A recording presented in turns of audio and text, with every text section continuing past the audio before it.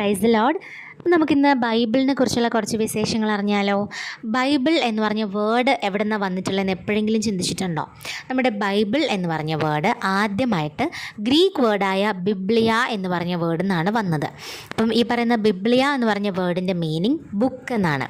Totally നമ്മുടെ Bible 700 ഭാഷകളിലാണ് translate ചെയ്തിട്ടുള്ളത്.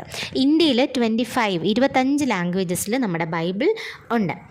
ഇനി ബൈബിൾ നമ്മൾ എന്നും വായിക്കുന്നവരാണല്ലേ. ബൈബിളിനകത്ത് എത്ര ബുക്കുണ്ട്, എത്ര വചനങ്ങളുണ്ടെന്നൊക്കെ നമ്മൾ എന്നേലും ചിന്തിച്ചിട്ടുണ്ടോ?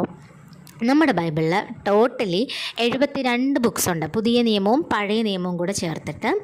അതിൽ 1189 അധ്യായങ്ങളും 31,173 വചനങ്ങളും 7,73,746 വാക്കുകളുമുണ്ട്.